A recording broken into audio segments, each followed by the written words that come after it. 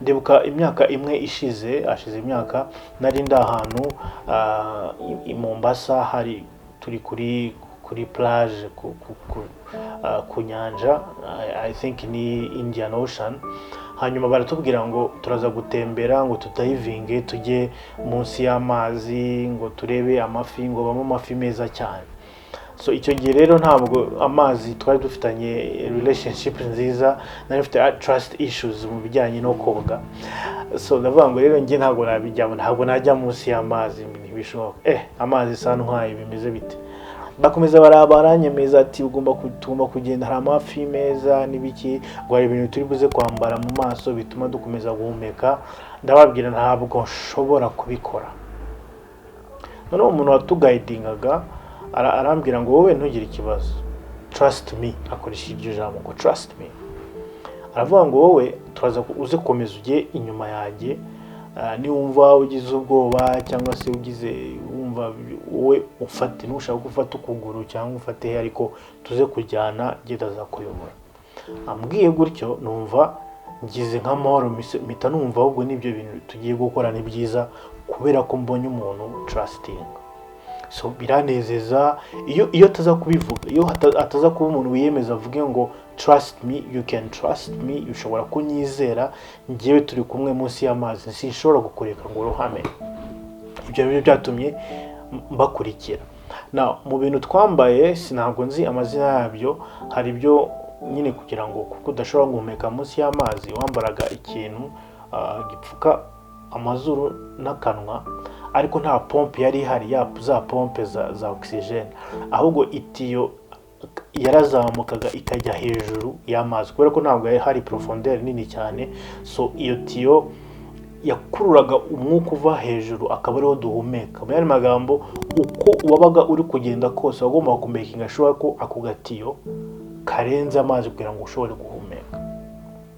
Noneho turi munsi y'amazi, wa muntu ndamukurikiye, murabizi ko yari yambwiye ngo namwizera, ngo nta kibazo twajyana. Noneho ngiwe nibagirwa guhoza umutwe hejuru kugira ngo umeze muhumeke. Noneho ndamanura hose, njya mu mazi, umutwe wose nkurangirizamo, hanyuma ndamukurikira.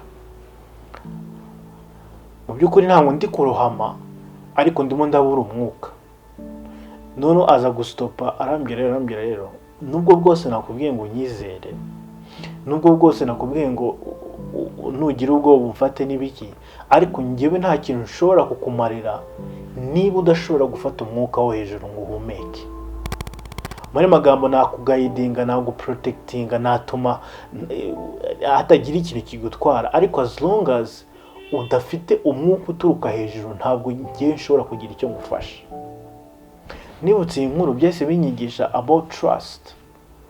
Umuntu ashobora kukubera mwiza rwose, ashobora kugufulfillinga, mushobora kujyana, akaguha amahoro, akaguha ibyishimo, ariko as long as umutima utari connected n'ikintu kiguha umwuka wo kubaho ariyo mandi hejuru, uwo muntu ntacyo akumariye. So amakosa dukora mu kugira ngo gituma tugwa no mu trust issues ni ukuba ko dukurikira wa muntu kuko yatubwiye ngo trust me, ariko tukibagirwa Imana iri hejuru ari iduha umwuka wo guhumeka utuma tunihanganira n'umuntu aramutse atatwitwayeho neza. So uyu munsi nashaka kugwibanga rivuga ko niba ushaka kubaho neza utaba broken nuko abantu bitwara n'imihindagurikire y'abantu, nuko itiyo yawe iguha umwuka igomba guhora iri hejuru y'amazi, cyangwa se irenze amazi uyafate nk'isi, amazi uyafate nk'ubuzima bwo mw'isi. Itiyo yawe igomba kurenga, your relationship with God igomba guhora ihari, ugomba guhora trusting Imana, ugomba guhora uri connected n'Imana kugira ngo ubashe guhumeka. N'igihe ubuze umuntu wa relyingaho muri iyi si, n'igihe ubuze umuntu wafataho ngo agukize, at least uracyarimo guhumeka, uracyari muzima kuko uri kumwe n'Imana.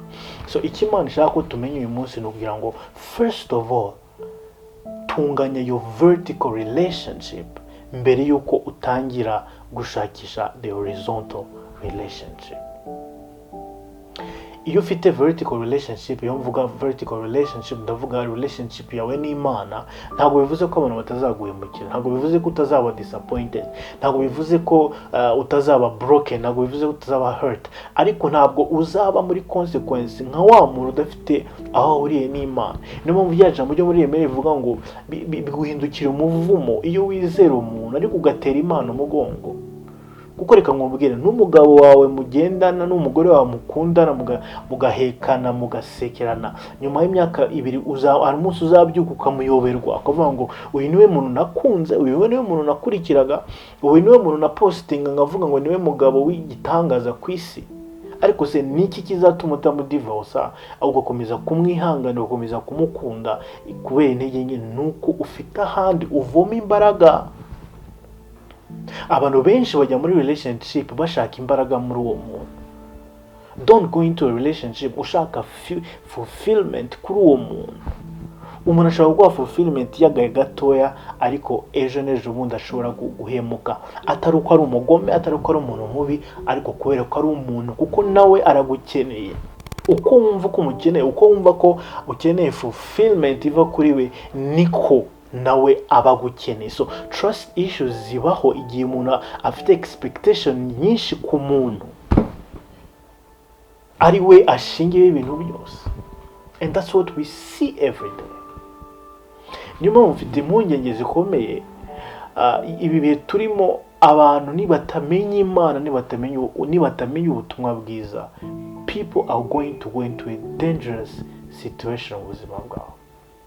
Abana batoya, teenagers, ndetse n'abantu bakuru, abo nibatamenya Imana, abo nibatamenya ubutumwa bwiza, with what that is happening, with everything that is happening in this world, depression level izigiye kwiyongera, ubwoba bugiye kwiyongera, insecurity zigiye kwiyongera, kubera ko abantu bimuye Imana.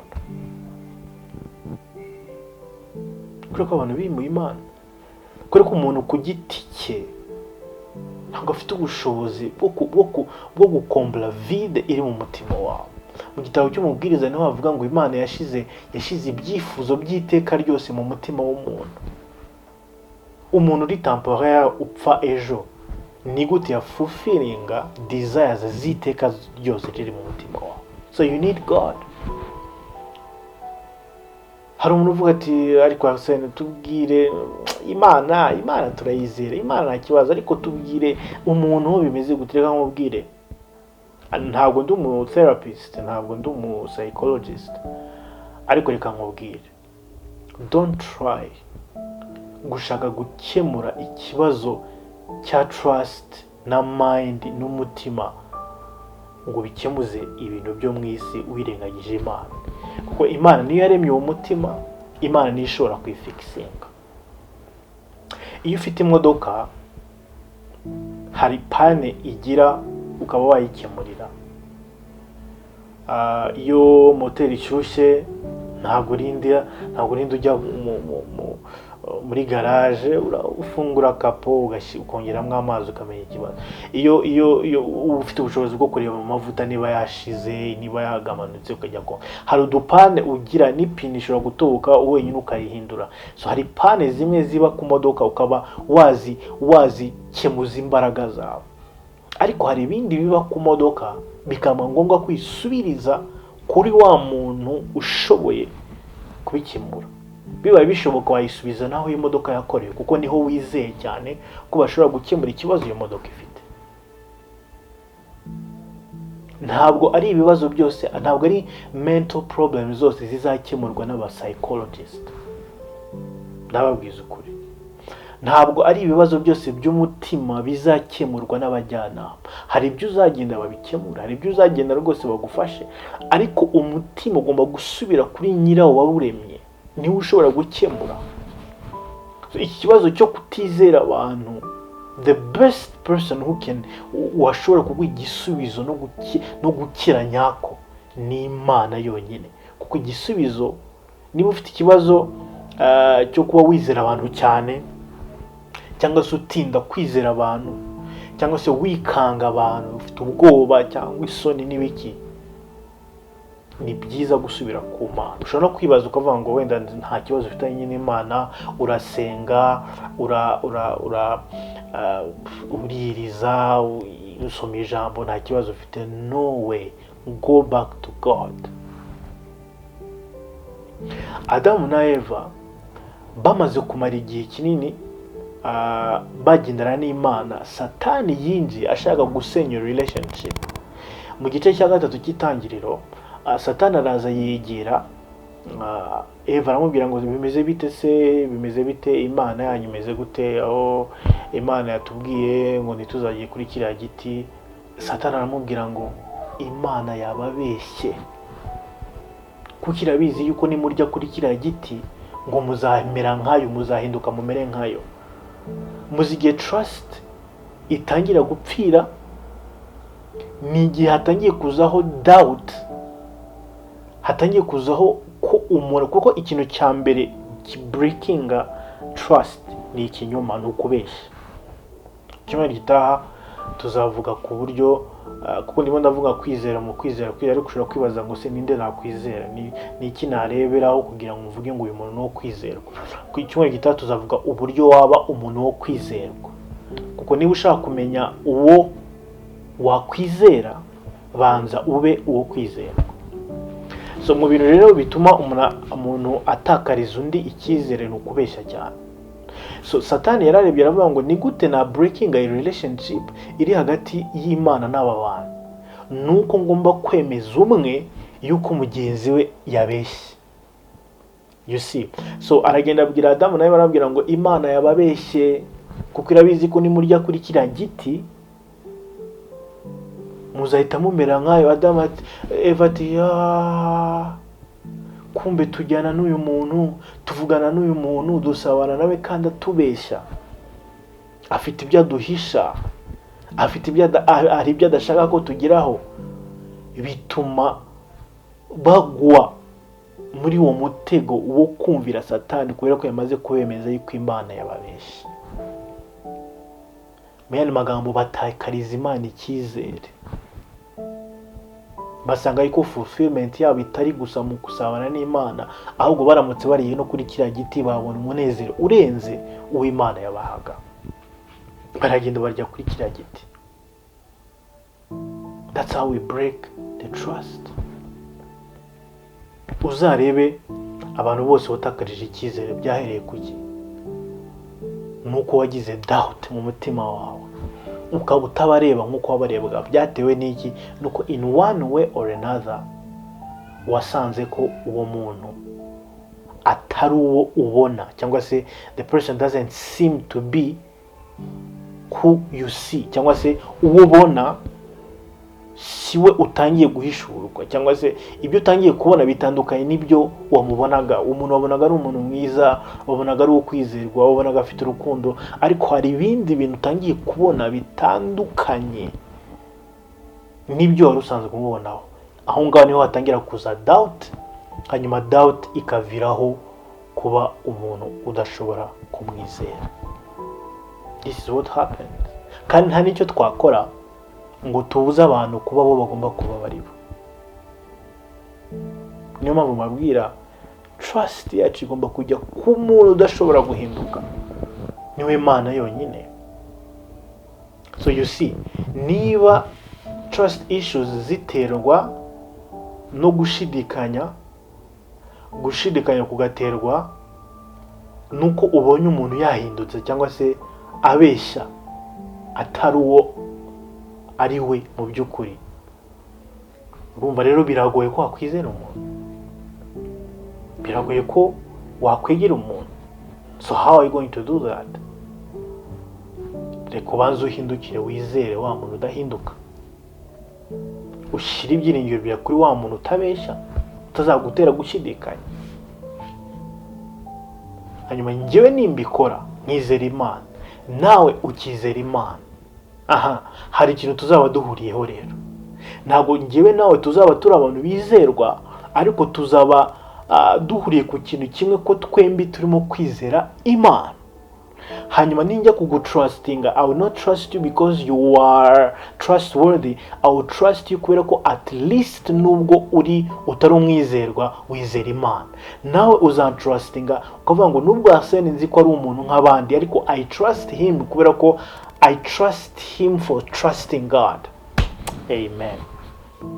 Uko niko trust issues zitangira kuba. Nujya kureba umuntu nturebere uko yitwara, uko avuga, uko yitwa. Ashobora kuba yitwara gutyo abyikoresheje cyangwa se yishushanya, ariko ikintu cya mbere gishobora gutuma utangira gutera intambwe yo kwizera umuntu nuko umurebera ku buryo yizera Imana ye. So nushaka kunyizera, ushaka kureba level y'ukwizerwa kwanjye, don't look at what I do or what I say. Nubwo nabyo biri very important, ariko icyambere ugomba kubanza kureba nuvuga ngo Arsene yizera Imana ku ruhe rwego.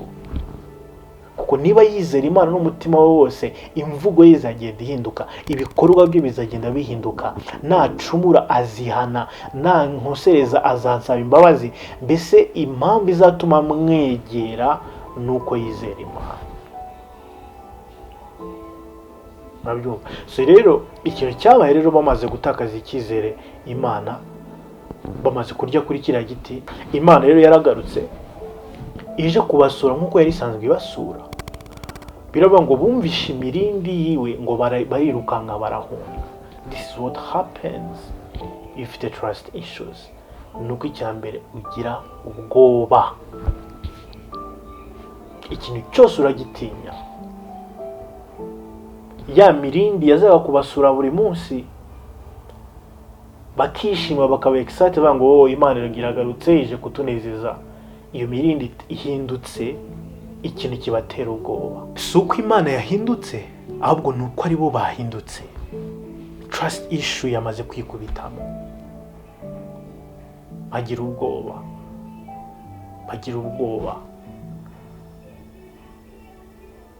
Look at our generation today.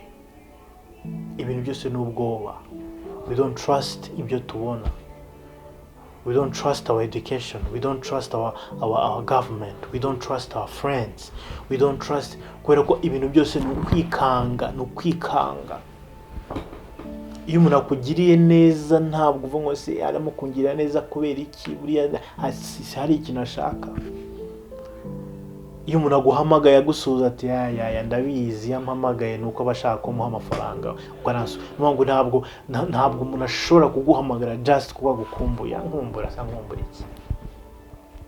Ibyo byose n'ubwoba buzanwa na experience mbi nuko waratakaje icyizere. Iyo umuntu akubwiye ngo uri mwiza, ntabwo byizera uri mwiza, ubwo hari icyo ushaka, nakurakoze. We live by fear. Kandi nk'umwana w'Imana ntiwari ukwiye kubaho mu bwoba. Biravuga ngo ntabwo twahawe umwuka w'ubwoba, ahubwo twahawe umwuka wa adoption utuma duhinduka abana b'Imana. Imana rero biciye muri izi nyigisho irashaka kugukiza umutima w'ubwoba, yongere kandi gusubizemo icyizere, hanyuma ubashe kubaho ushobora gutrustinga umuntu Imana yakohereje, cyangwa se abantu muri kumwe, your friends, your fellow Christians. Because even God, Imana y'ubwayo irabizi yuko ubikeneye. Ikintu cyakabaye cyababayeho Adamu na Eva, usibye ubwoba, ngo baragiye barihisha. Imana ibahamagara babira ngo Adamu muri hehe, baramusubiza ngo twumvishe imirindi yawe ngo tujya kwihisha kuko twabonye ko twambaye ubusa. Imana ngo ninde wabwiye ko mwambaye ubusa? Mwibuke ko mu gice cya 2:25 avuga ngo bahoze bambaye ubusa ariko nta soni byabateraga. Ariko kubera ko bamaze gukora icyaha kijyanye n'uko batakarije Imana icyizere, batanye no kuba more aware of their weaknesses, ku buryo y'Imana yazakubasura bambaye ubusa batangiye kuyihunga, batangiye kuba more conscious of their weakness than the goodness of God. That's what trust issues ikora. Nuko tutangira kubaho mu bwoba ariko tukatabaho no mwisoni. Isoni ni byinshi navuga ko kwisoni. Iyo mvuga isoni ntabwo mvuga kugenda wifashe ku gahanga cyangwa se kugenda wihisha, no. Isoni harimo no kuba utishimiye uri we. Ejo bundi twabonye amakuru ku bantu abantu bafashe bari Nyamirambo bagiye kwihinduza ibice by'umubiri. What do you think ituma umuntu ajya kwiyongeza ikibuno cyangwa igituza cyangwa iki? Ni isoni. Hari uburyo ashaka kugaragaza, ntabwo ari proud y'umubiri we, ntabwo yishimiye uko ateye. Izo ni isoni zituma umuntu akora ibyo byose.